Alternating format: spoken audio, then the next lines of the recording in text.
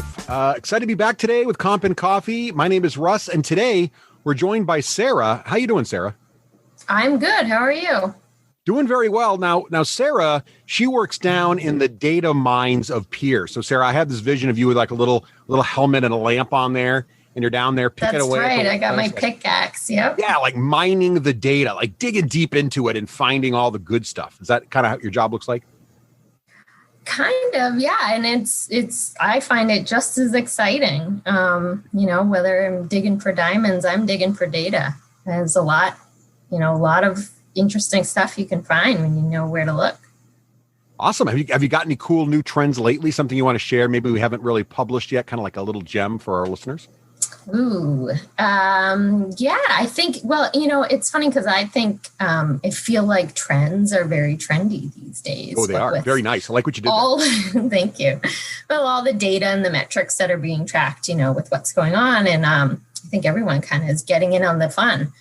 So what I find interesting, it's not necessarily surprising, but, as you know, right, we do track a lot of trends. We track trends in our peer market data. We track jobs that are trending. What are the most popular jobs that people are pricing or creating? So this is something that I've, sort of been watching personally, and I find it really interesting. At the beginning of the year, we started to see a lot of companies creating titles, jobs at their company in response to what was going on in the world, which makes sense. But we were seeing health screener, contact tracer, right, start to appear. Sure. And then as we moved into summer, we started to see just an explosion of diversity roles, right?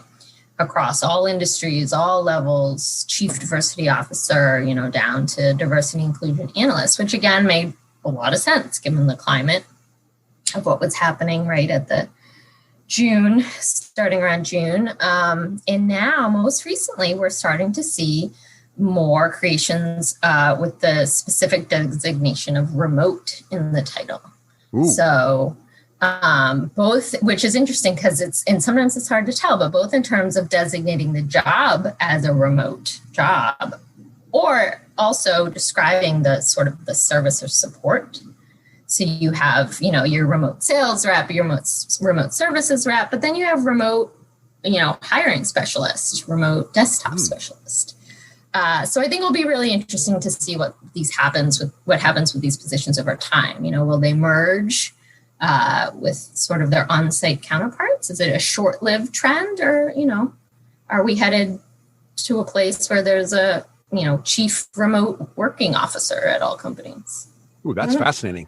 Well, that makes a lot of sense, actually, when you think about the challenges of remote work. And we talked just last episode with Bill and Matt about the implications of remote work to compensation and how you might want to think differently about that a little bit. But when you and I were talking before the show about what you might want to come on and talk about, you made a really good point. You said, Russ, Comp and Coffee, you guys always talk about comp. You never talk about the coffee. And so I thought it would be fun. And you brought this idea up, I thought was fascinating, which was what's going on with coffee now and how are we supporting our remote work for things like all the normal little perks, if you will, you would get. Right. And so these new roles you're mentioning, they seem to align pretty well with this idea that we need to think of new ways to support and engage our workforce, because we may have sort of, in all the sort of shock in discovering that remote work kind of works better than we expected, we may have forgotten some of the things that we just took for granted we did for our employees that are now gone, right? Yeah, absolutely. And I am very happy to be here talking about something so near and dear to me as coffee. But it's, in all seriousness, it's a big, I think it's a big shift for employers and employees, because it's perks, but it's also, I feel like, so much in a lot of organizations did a lot for their culture. I know we always, sort of highlighted, our coffee and snack options. And I know that's really a sort of maybe a high-tech software company, but even in like manufacturing or other industries where they have a lot of on-site employees, even now, got to imagine, the cafeteria has changed, right? There's no open buffets or, so it's really something I think that's affecting everyone. And I think as organizations sort of accept the fact that remote working is probably here to stay, there's going to be a lot of discussion and thought around, well, what do we do now for our remote culture and our remote population, and that aren't there to take advantage of the on-site gym or, cold brew on tap anymore. And I think it's important that companies do take the time to address it, because like you said, you still need employee engagement, right? You still need high-level employee satisfaction, even though they're not in an office space. Yeah, and I think it's really important to think about, and it might be kind of a fun exercise. And Sarah, when you and I were talking about this, at first I was like, oh yeah, it's the coffee, right? And then I started, in preparation for these podcasts, we kind of make a list of things we might want to talk about so we don't forget to mention something. And so I just started writing down, like, what are the things that either at pay factors that I know are gone now, or the companies I've worked for, or maybe some of our amazing clients I visited. Like we have some amazing clients, and they have these massively awesome campuses with, as you mentioned, like dedicated cafeterias and amazing food selection. But it doesn't even have to be that fancy. Like, think about how you feel when you go into the office on a Friday morning or a Monday morning, and one of the managers just thought to stop at the bagel shop and bring in, 4 dozen bagels for the company. It's just sort of like a thank you, or maybe HR does it, or maybe there's a day like my wife loves to make Christmas cookies, and every year I'll bring them. Or maybe your coworker has a wife who makes amazing cookies. Right. Or just Halloween's over and I have extra Halloween candy. I can't bring it into the office. Like, like little things like that. And I was writing this list, and like the break room cafeteria thing, I think is hard to overstate. Like the snacks, the coffee, the drinks, but then there's the team lunches, right? Like, think about your manager takes the team out for lunch once a month, or even just once a quarter, or maybe you just feel like doing it to celebrate a success. Right. Or, you mentioned exercise. How many offices either have some kind of on-prem, yoga, or there's a built-in exercise studio. We had one of those in my prior organizations, or maybe you've got a free gym membership that's of course not working now in certain places.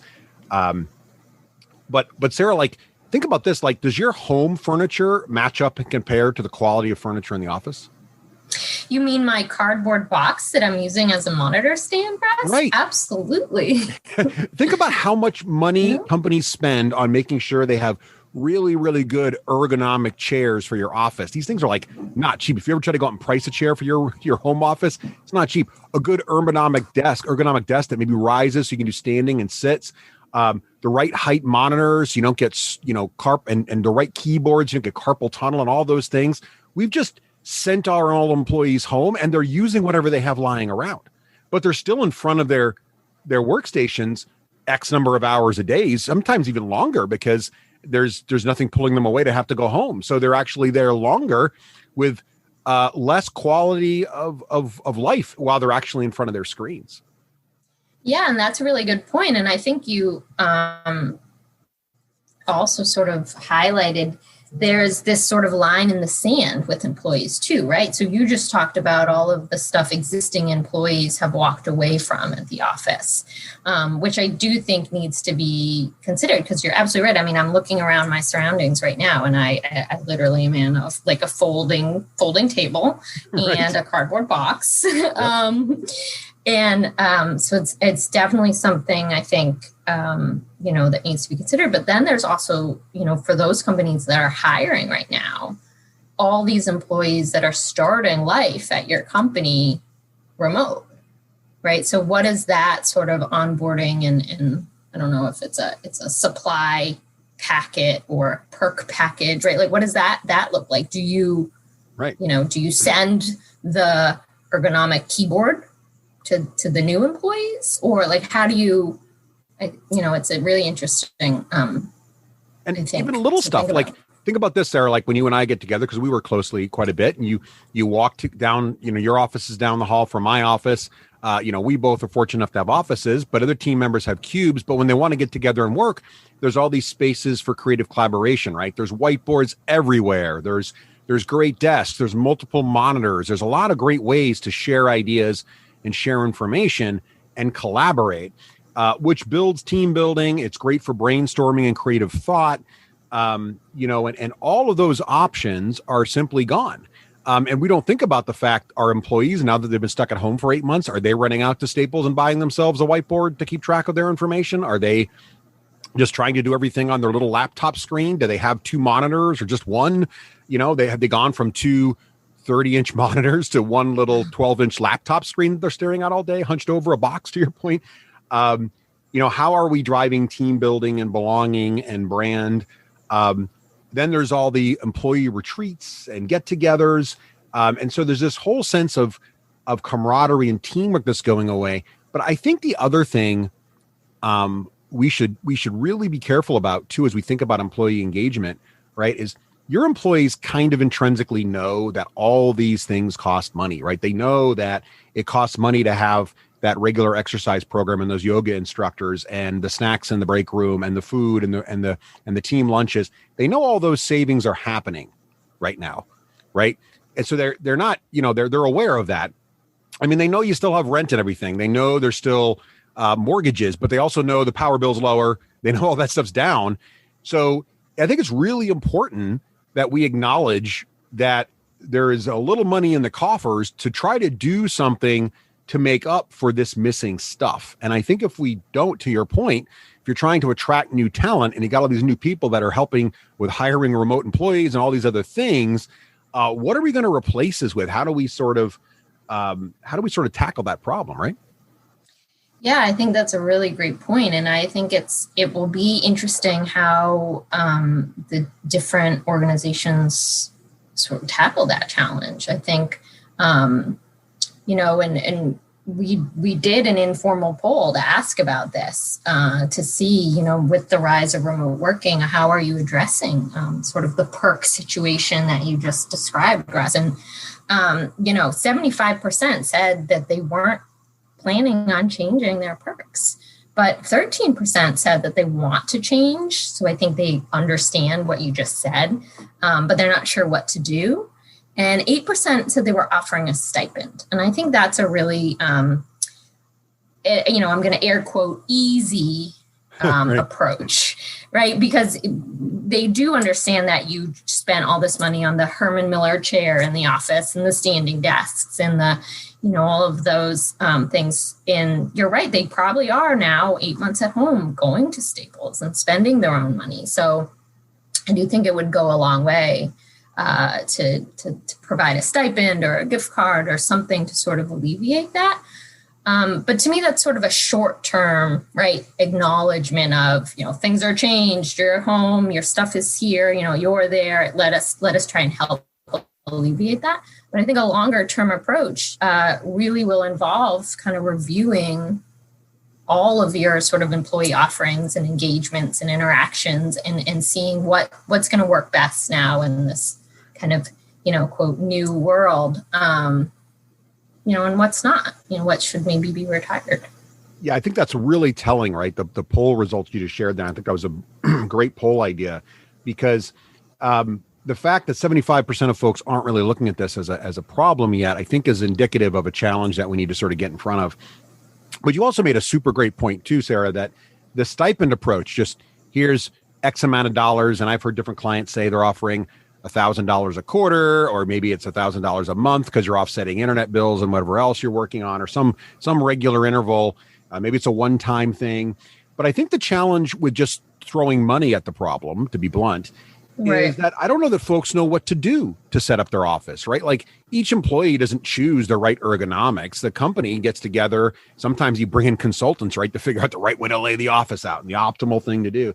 And I do wonder if there's going to be like a little cottage industry, kind of like companies used to hire yoga instructors to come in and make the company, make everybody healthier kind of thing. Like, are we going to start hiring remote office setup assistants? That can come out. There's like a cottage industry that companies can hire to go to people's homes, because I don't know that a lot of people know what the right way, a good way to set up Wi-Fi is, and how if you're on conference calls all day, should you actually hardwire your PC to the router? And What is a good internet connection, and who should I go to, and how do I test it, and who do I call at the cable company if it doesn't work, or the cell company, and is my desk ergonomically sound? Is my chair good? Which one should I get to replace it? Do I have a good, healthy work environment? I think these are things that we need to really seriously think about, especially if you're a company that's thinking about long term. I think any organization that's going to offer that kind of assistance. Imagine if you were looking at two different organizations that were about to hire you, and one said, yeah, we got this guy that comes in or a lady that comes in, and she's going to sit down with you and she's going to walk you through an office setup. We're going to pay about X amount of dollars to make sure whatever her recommendations are get put in place. And you're going to have this wonderful, welcoming little desk area in your home. He or she's going to find the right spot. They're going to make sure you've got good lighting, all that kind of stuff. And on the one hand, maybe that sounds a little crazy, but on the other hand, when you compare it to everything we just lost, I don't know. What do you think about that? Yeah, I think those are great points. And I do think, like you said, for companies that are going to, sort of be in the remote working business, long term, I think if you really want to be competitive and attract the best talent, you're going to have a formal plan in place, right? Whether it's what you described or something else, but I think we are going to start to see sort of a group of companies that really embrace this and sort of nail it, right? They have their remote employee, playbook, and they know what to do. And then, because there's a difference between embracing it and saying, here's your first day, here's, the lady's going to come and set up your office and make sure you have all the right stuff that you need from home, versus, people are sort of kind of patchworking it together. And I think there's an understanding that right now, right, everyone's kind of, for the most part, figuring it out. But as this goes on, it is going to be a differentiator, I think. I think that's right. Now, the other thing that's interesting is I'm seeing a lot of companies, and I'm sure you've seen this too, try to look at things they can do immediately to help alleviate some of the stress, and challenges of this. And I know you've got a lot going on at home, at work too. And I'm curious, like a lot of companies are talking about flexible schedules and imposing sort of downtime blocks or self-care days. Like, do you think that would be helpful? Does it feel like we sort of get ramped up and just work, family so much that there's not these clear dividing lines we used to have during the commute that kind of allowed us to shift back and forth, change our modes? Do you think companies should look at that more carefully? That's a really interesting thought, because for the most part, I have been happy not to have a commute, right? Because, it was just sort of this time suck.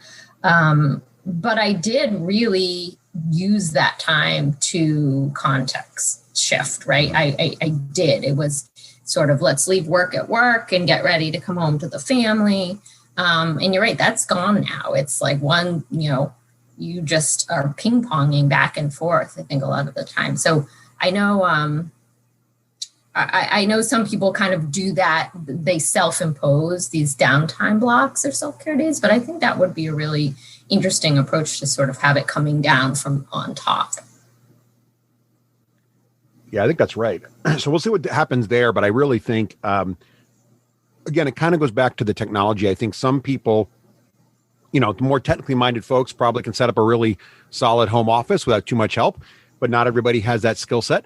Just like some people probably have the ability to self-discipline and shut it off at certain times of day, but not everybody has that either. And maybe having, goes back and forth to debate about unlimited PTO, right? Is unlimited PTO good because you can take as much as you like, but some people never take any, whereas, use it or lose it PTO kind of forces people to take their PTO, right? It's that sort of, is everybody the same, and is there a one size fits all solution? So I think that's sort of interesting.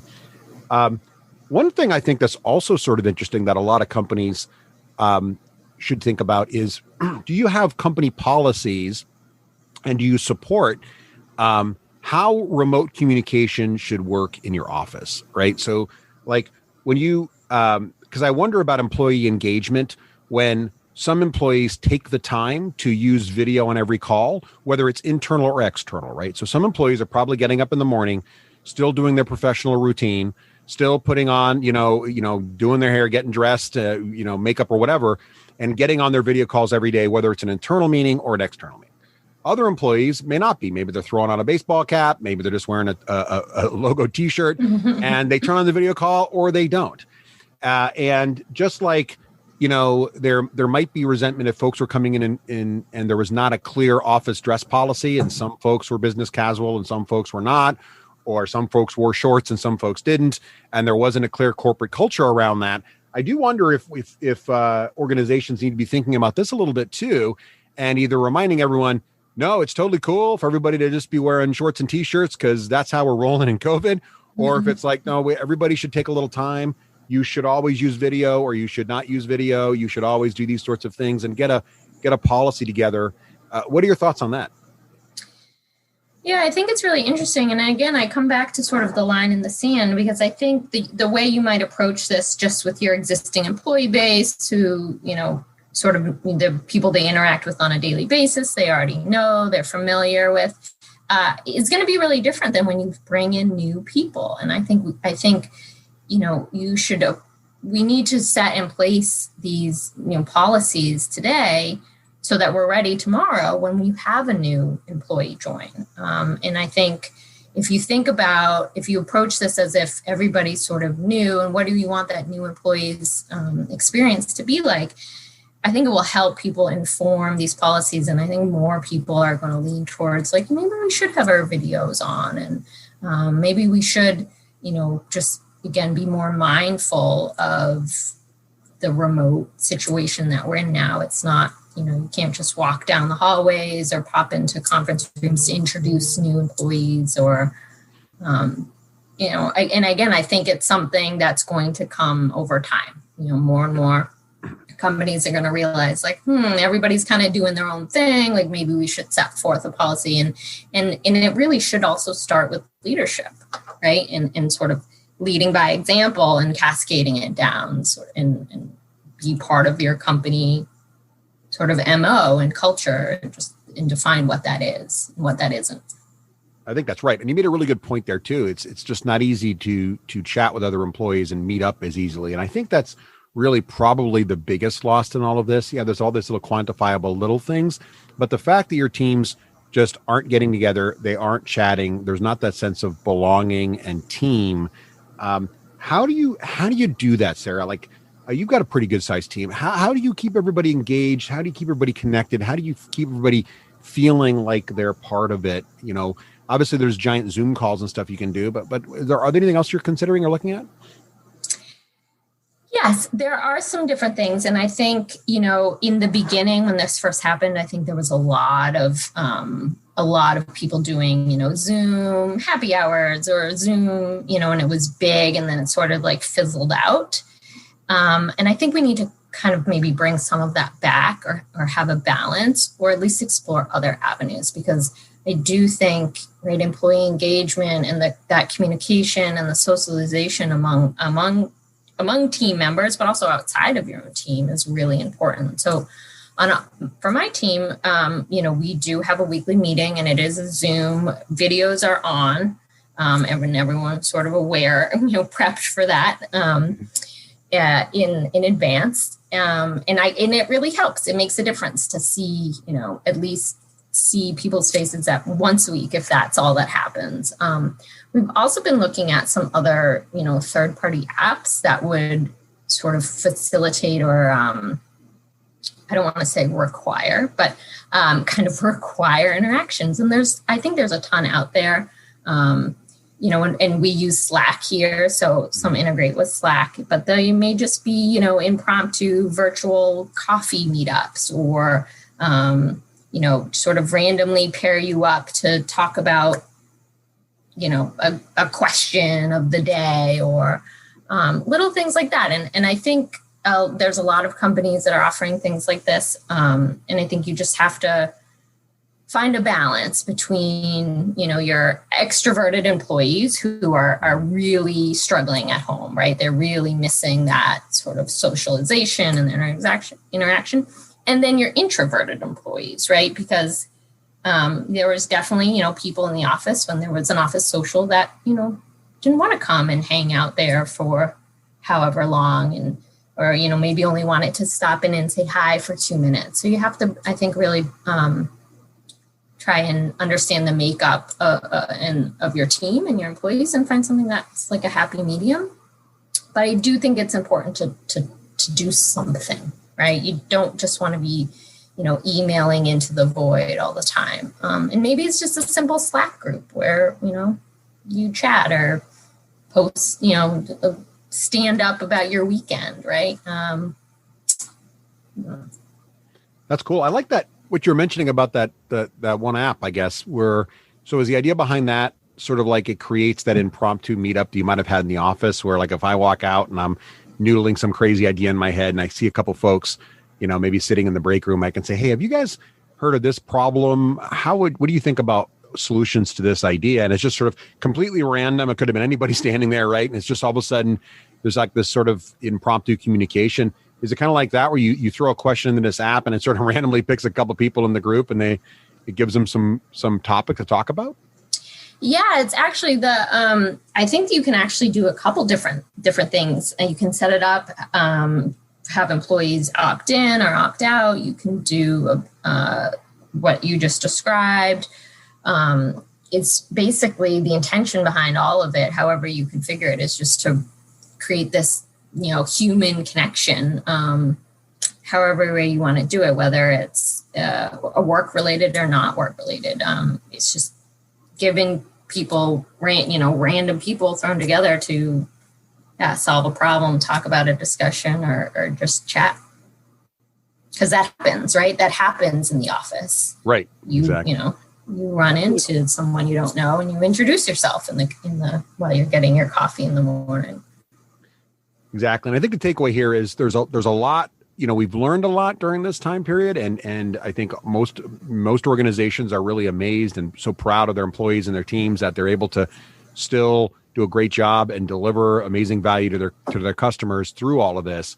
But it's important that we in HR and compensation remember what our team members have lost and look for creative solutions to try to give some of that back. So Sarah, at the end of these Comp and Coffees, I like to ask for a prediction. So what are your thoughts?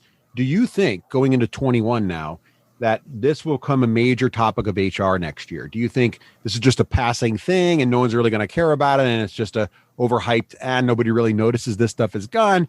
Or do you think this is going to become a major sort of discussion point as we move into 21? I think it will, or at least I hope it will become a major discussion point, because I think it really gets to the sort of fabric of companies' cultures and their recruiting capabilities and practices. And I hope it does. Awesome. And I agree. I think it should. I think it will.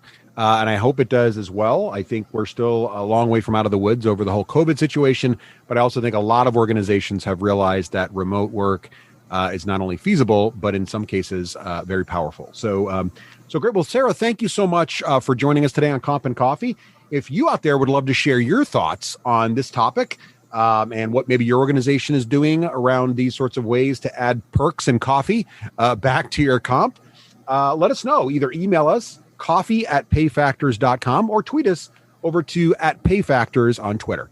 Thanks for listening today. Have a great rest of your day.